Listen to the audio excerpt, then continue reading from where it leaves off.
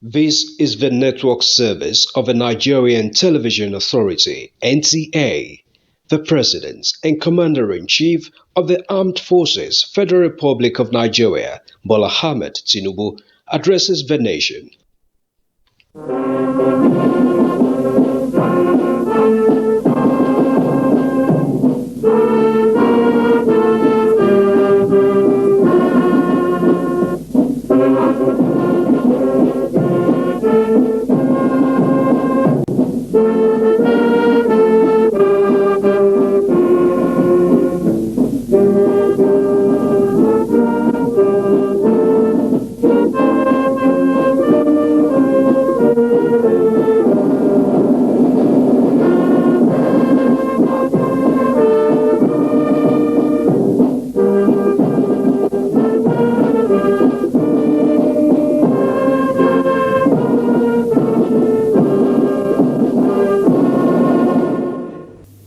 My fellow citizens, I want to talk to you about our economy.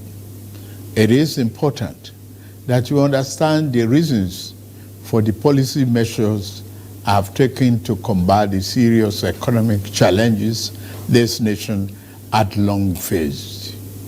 I'm not going to talk in difficult terms by dwelling on economic jargon and concepts. I will speak in plain, clear language so that you know where I stand. More importantly, so that you see and hopefully will share my vision regarding the journey to a better, more productive economy for our beloved country. For several years, I have consistently maintained the position that the fuel subsidy had to go. This once beneficial measure had outlived its usefulness. The subsidy cost us trillions of naira yearly, such as a vast sum of money would have been better spent on public transportation, health care, school, housing, and even national security. Instead, it was being funneled into the deep pocket and lavish bank account of a selected group of individuals.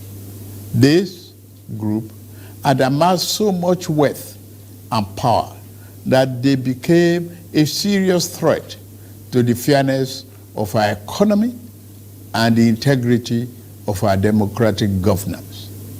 To be blunt, Nigeria could never become the society it was intended to be as long as such small, powerful, yet unelected groups hold enormous influence over our political economy and the institutions that govern it.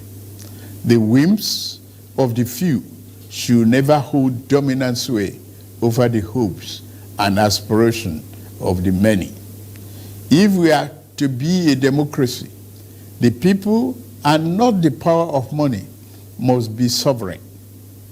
The preceding administration saw this looming danger as well. Indeed, it made no provision in the 2023 appropriation for subsidy after June this year. Removal of this once helpful device that had transformed into a millstone around the country's neck had become inevitable. Also, the multiple exchange rate, the system that had been established became nothing but a highway of currency speculation. It diverted money that should have been used to create jobs, build factories, and businesses for millions of people. Our national wealth was doled out on favorable terms to a handful of people who had been made filthy rich simply by moving money from one hand to another. This too was extremely unfair and is not acceptable. It also compounded the threat that the illicit and mass accumulation of money posed to the future of our democratic system and its economy. I had promised to reform the economy for the long-term good by fighting major imbalances that has plagued our economy, ending the subsidy and the preferential exchange rate system were key to this fight. This fight is to define the fate and future of our nation. Much is imbalanced. Thus, the effect in our economy immensely profited a tiny elite, the elite of the elite, you might call them. As we move to fight the flaws in the economy, the people who grow rich from them predictably will fight back through every means necessary. But we are ready. Our economy is going through a tough patch, and you are being hurt by it, I know. The cost of fuel has gone up. Food and other prices have followed it. Households and businesses struggling. Things seem anxious and uncertain. I understand the hardship you face. I wish there were other ways, but there is not. If there were, I would have taken that route, as I came here to help, not to hurt the people and the nation that I love so dearly. What I can offer in the immediate is to reduce the burden of current economic situation, which has imposed on all of us, most especially on businesses, the working class, and most vulnerable among us. Already, the federal government is working closely with states and local governments to implement interventions that will cushion the pains of our people across socio-economic brackets. Earlier this month, I signed 4 executive orders in keeping with my electoral promise to address unfriendly fiscal policies and multiple taxes that are stifling the business environment. These executive orders on suspension and deferred commencement of some taxes will provide the necessary buffers and headroom to businesses in manufacturing sector to continue to thrive and expand. To strengthen the manufacturing sector, increase its capacity to expand and create good paying jobs, we are going to spend 75 billion between July 2023 and March 2024. Our objective is to fund minimum of 75 enterprises with great potential to kickstart a sustainable economic growth, accelerated structural transformation, and improved productivity. Each of these 75 manufacturing enterprises will be able to access 1 billion credit at maximum of 9% per annum, with maximum of 60 months repayment for long-term loans and 12 months for working capital. Our administration recognizes the importance of micro, small, and medium-sized enterprises and the informal sector as the drivers of growth. We are going to energize this important sector with 125 billion. Out of the sum, we will spend 50 billion conditional grant to 1 million nano businesses between now and March 24. Our target is to give a minimum of 50,000 each to 1,300 nano businesses owners in each of the 774 local governments across the country. Ultimately, this program will further drive financial inclusion by onboarding beneficiaries into the formal banking system. In like manner, we will fund 100,000 MSMEs and startups with 75 billion. Under this scheme, each enterprise promoter will be able to get between 500,000 and 1 million at the maximum 9% interest per annum, and repayment period of 36 months. To further ensure that food prices and the items remain affordable, we have had a multi-stakeholder engagement with various farmers and associations and the operators within the agricultural value chain. In short and in immediate terms, we will ensure stable food are available and affordable. To this end, I have ordered release of 200,000 metric tons of grains from strategic reserves to households across the 36 states and FCT to moderate prices. We are also providing 225,000 metric tons of fertilizer, seeding, and other inputs to farmers who are committed to our food security agenda.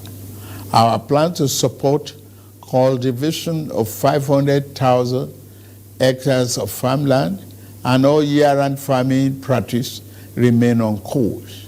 To be specific, 200 billion out of the 500 billion approved by the National Assembly will be disbursed as follows. Our administration will invest 50 billion each to cultivate 150,000 hectares of rice and maize.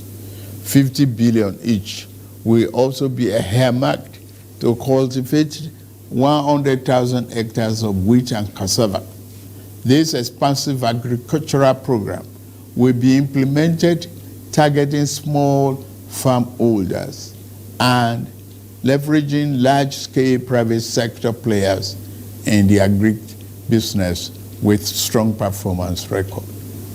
In this regard, the expertise of developed financial institutions, commercial banks, and microfinance banks will be tapped to develop a viable and appropriate transaction structure for all stakeholders. Fellow Nigerians, I made a solemn pledge to work for you, how to improve your welfare and living condition is of paramount importance to me, and it is the only thing that keeps me up day and night. It is in the light of this that I approved the infrastructure support for the states. This new infrastructure fund will enable states to intervene, to invest and reinvest in critical areas and bring relief to many of the pain points, as well as revamp our decaying healthcare and educational infrastructure. The fund will also bring improvement to rural access roads to ease the evacuation of farm produce to markets. With the fund, our state will become more competitive and on a stronger financial footing to deliver economic prosperity to Nigerians. Part of our program is to roll out buses across state and local government for mass transit at a much more affordable rate. We have made provision to invest 100 billion between now and March 2024 to acquire minimum of 3,000 units of 20-seater CNG fuel buses. These buses will be shared to major transportation companies in the state using the intensity of travel per capita. Participating transport companies will be able to access credit under the facility at a maximum per annum 9% interest rate with 60 months repayment period. And then, in the same vein, we are also working in the collaboration with the labor unions to introduce a new national minimum wage for workers. I want to tell you, our workers, that this, your salary review is coming. Once we agree on the minimum wage and general upward review, we will make budget provision for it for immediate implementation. I want to use this opportunity to salute many private employers in the organized private sector who have already implemented general salary review for employees. Fellow Nigerians, this period may be hard on us, and there is no doubt that it's tough on us. But I urge you all to look beyond the present temporary pains and aim at the larger picture. All our good and helpful plans are in the works. More importantly, I know that they will work. Sadly, there was an unavoidable lag between subsidy removal and these plans coming fully online. However, we are swiftly closing the time gap. I plead with you, please have faith in our ability to deliver and in our concern for your well-being. We will get out of this turbulence, and due to the measures we have taken, Nigeria will be better equipped and able to take advantage of the future that awaits her.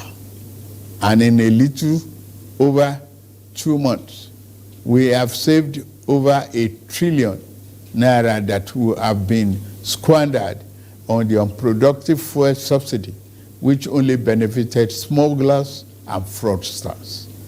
That money will now be used more directly and more beneficially for you and your families. For example, we shall fulfill our promise to make education more affordable to all and provide loans to higher education students who may need them. No Nigerian student will have to abandon higher education because of lack of money. Our commitment is to promote the greatest good for the greatest number of our people. On principle, we shall never falter. We are also monitoring the effect of exchange rate and inflation on gasoline prices. If and when necessary, we will intervene. I assure you, my fellow countrymen and women, that we are exiting the darkness to enter a new and glorious dawn. Now, I must get back to work in order to make this vision come true. Thank you all for listening, and may God bless Federal Republic of Nigeria.